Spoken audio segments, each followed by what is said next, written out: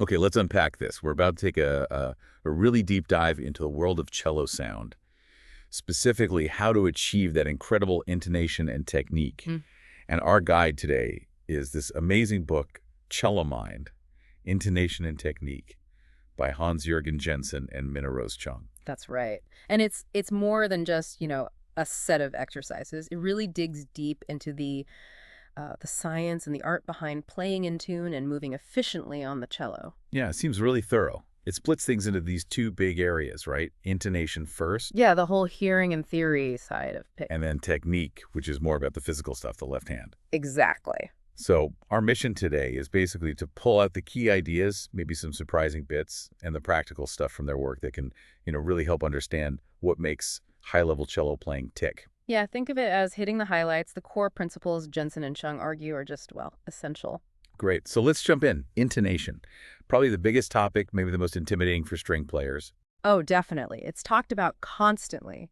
And for good reason. Why is it so critical getting that pitch absolutely perfect? Well, it's like the ultimate level of accuracy you need. It's not just hitting the note on the page. It's placing it so precisely that the music itself gains its expressive power. So it's about expression, not just correctness. Totally. And that needs, two things. A really refined inner ear. You have to hear the pitch perfectly in your head before you play it. Right. And also a very active outer ear, constantly listening and adjusting to what you're actually producing, in the context of the music. And CelloMind makes a big point that you can't just wing it or rely purely on muscle memory here. No, absolutely not. You need to understand the theories behind it all to really sharpen your ear and your playing. Exactly. They're quite insistent that this isn't something you can just skim. They actually recommend spending a good chunk of time on these intonation chapters, maybe a week or two per chapter even. A week or two per chapter. Yeah, to really let it sink in. Short, super focused sessions are way better than, trying to cram 20 minutes just on intonation principles. That makes sense. It reminds me of that slight edge idea, small, consistent efforts adding up. Precisely. That's a great connection. Even just 1 minute a day, focused, becomes 6 hours of dedicated practice over a year. It builds up. That really changes how you think about practice time, doesn't it? From needing big chunks to valuing those focused little bits. Okay, so foundation set. The book then dives into the different ways we can think about pitch itself, these intonation systems. There are basically 3 main systems that musicians, especially string players, kind of navigate between whether they realize it or not. The one most people know is equal temperament.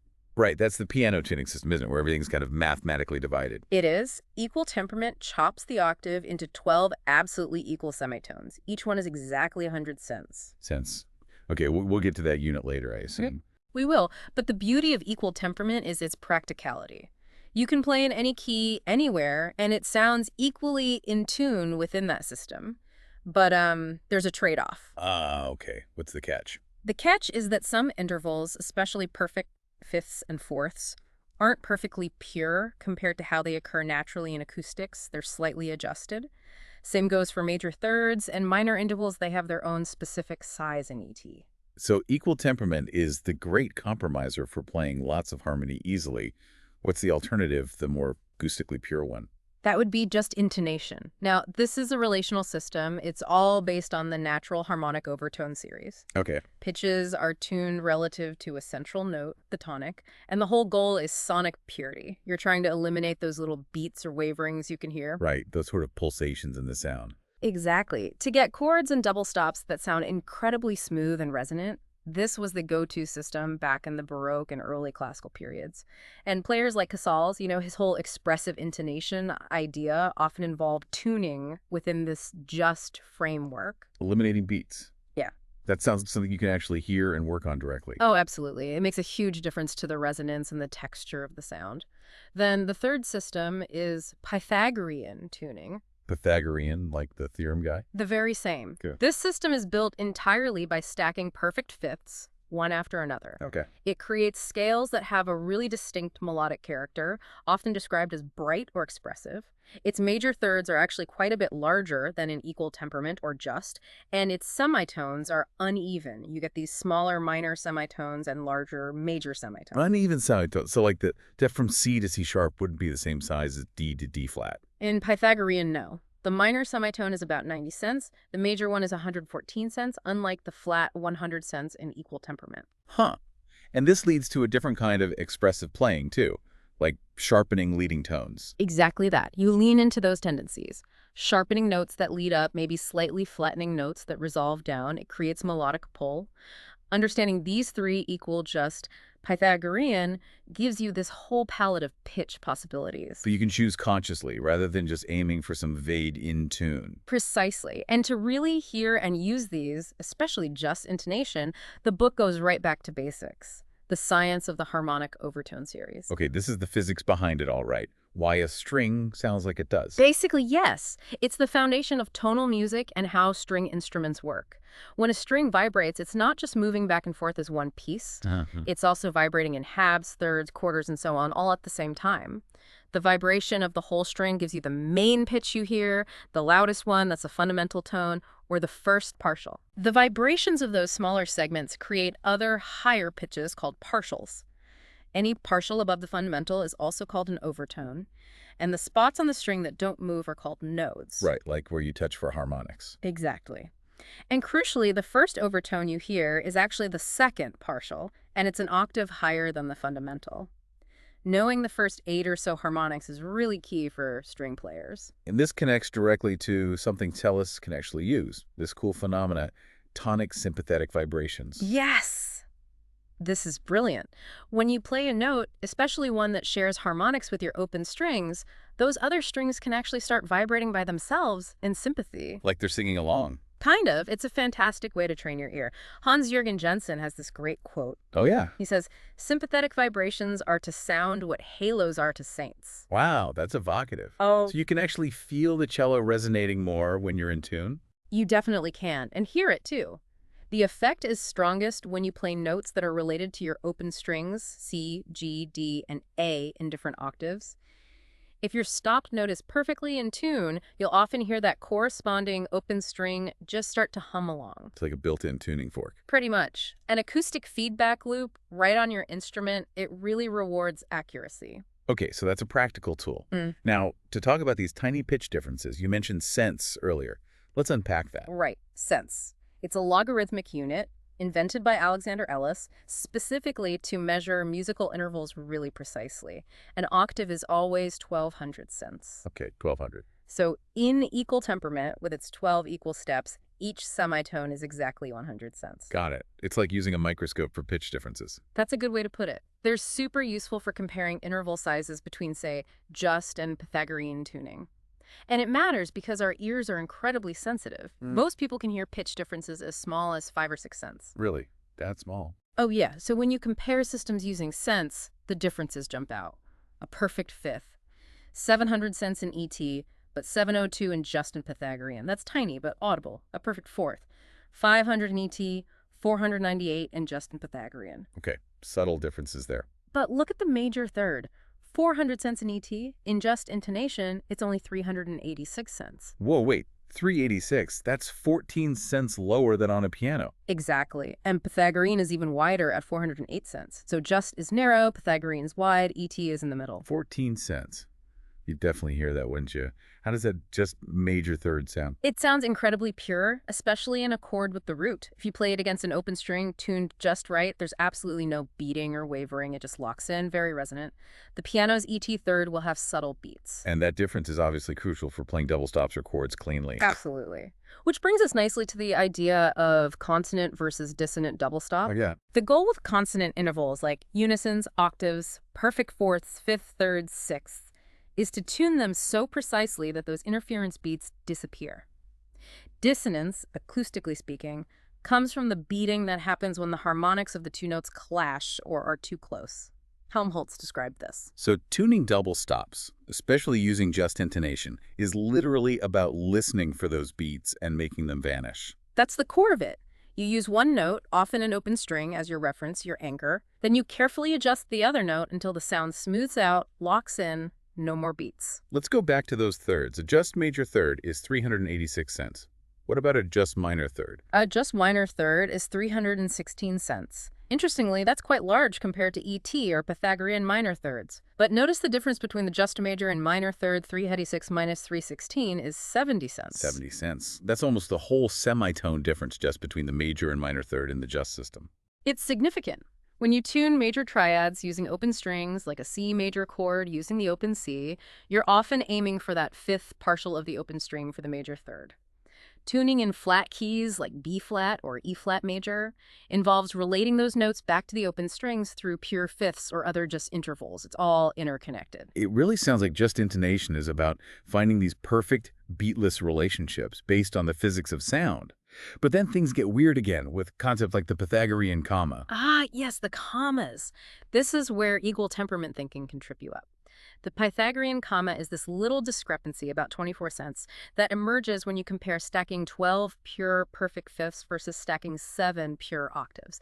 They don't quite line up. Okay, so what does that mean practically? It means that in pure Pythagorean tuning, notes that we think of as enharmonic, like C sharp and D flat, are not the same pitch. They're not. How different are they? They're 24 cents apart. In Pythagorean tuning, C sharp is actually 24 cents higher than D flat. 24 cents. That's almost a quarter of a semitone. Coming from piano, that's wild. It's a substantial difference. There's a visual called the spiral of perfect fifths that shows this. As you stack fifths, you eventually spiral away from your starting point by that 24-cent comma after 12 steps. It illustrates all 24 distinct and harmonic pitches in the Pythagorean system. And string players actually use this difference. Oh, absolutely. For expressive purposes. The book points to examples in Popper and Tchaikovsky where that 24-cent gap between, say, an F sharp and a G flat is exploited to create intense melodic drive or color.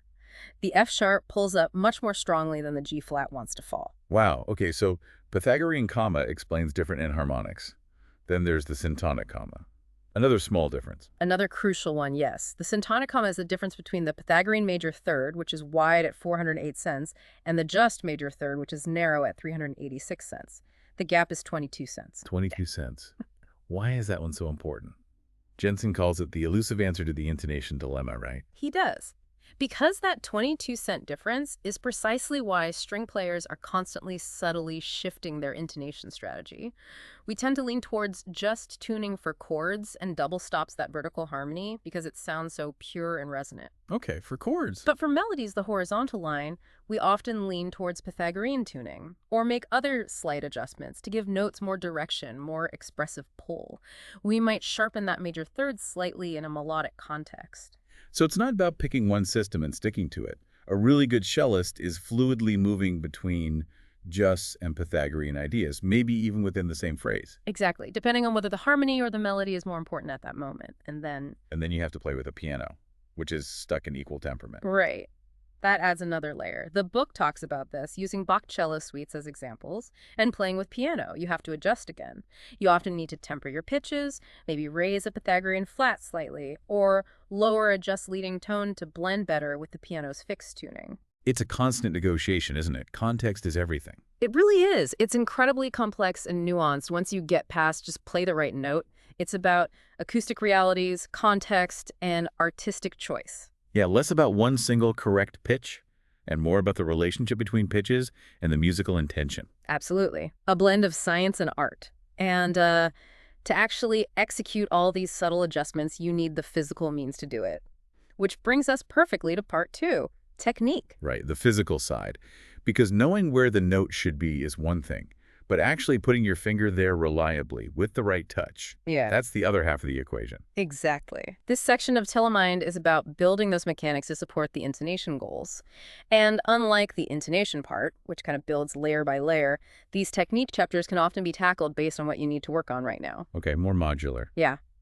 But a huge underlying theme right from the start is healthy practicing. What does that entail here? It's about focusing on efficient, biomechanically sound movements. Avoiding tension, like the plague tension, is the enemy of fluency. And just, respecting your body and mind, listening to them. So no pain, no gain. Definitely not. In fact, they actively discourage that mindset. Again, short, focused practice sessions, maybe 20 minutes on one technical aspect, are much better than grinding for hours until you're sore and mentally fried. I really like that focus on well-being being integral to technique. And linked to that is the idea of structure routine and goal setting. Absolutely crucial. Setting clear goals, what you want to achieve today, this week, this year, gives you direction.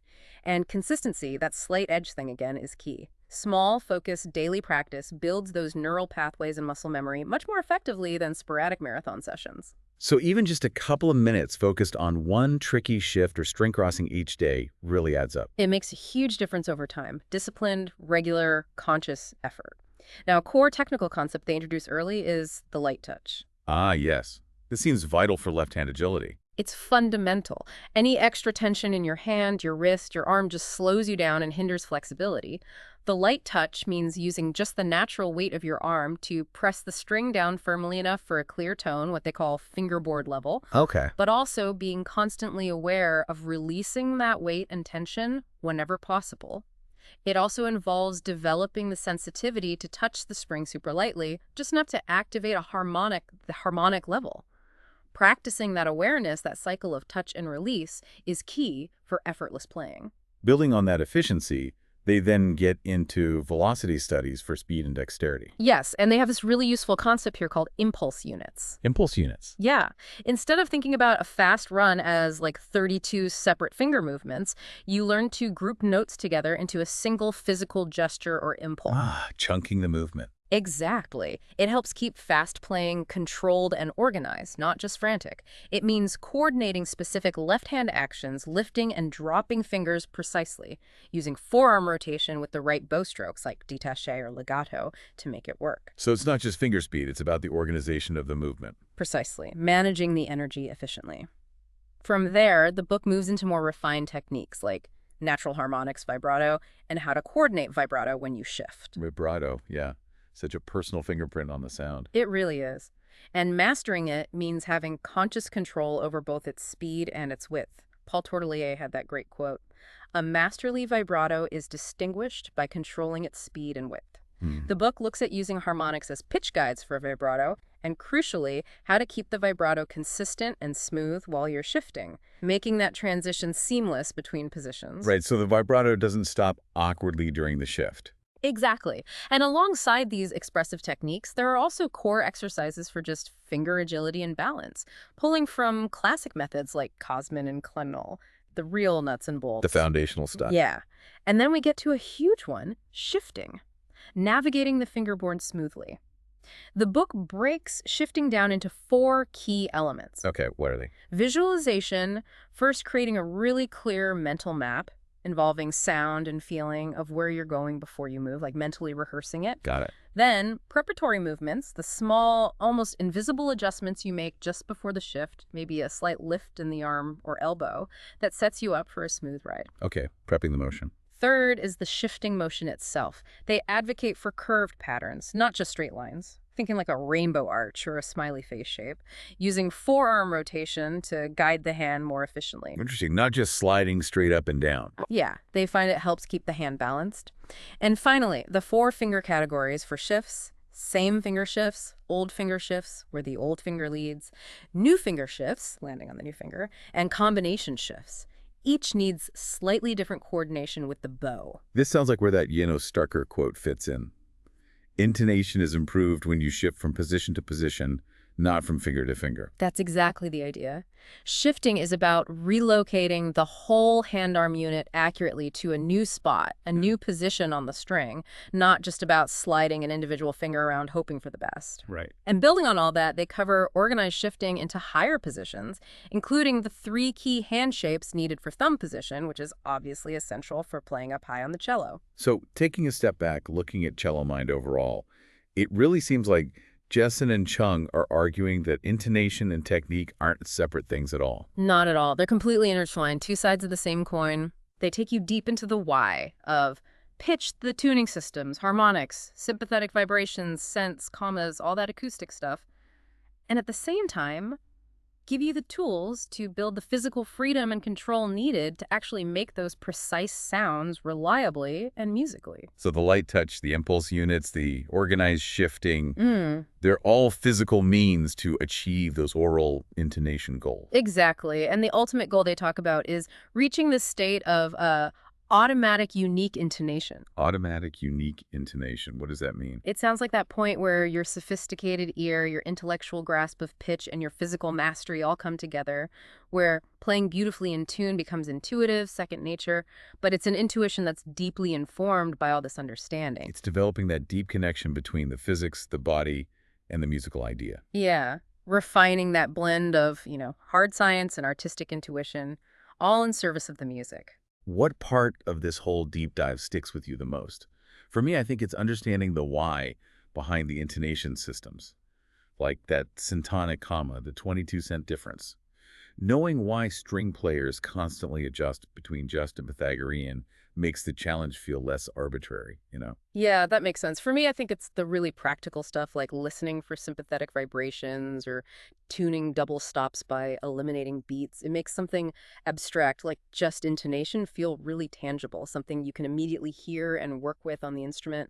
It's such direct ear training. Yeah, those are powerful tools. Okay, so as you think about everything we've just unpacked from CelloMind, here's maybe a final thought to chew on. How might paying closer attention to these subtle acoustic phenomena, like hearing open strings ring sympathetically or listening for the beats and chords, how might that change the way you hear music, whether you're playing or just listening? It's a whole world of tiny details with a huge impact on sound. What might you listen for differently now?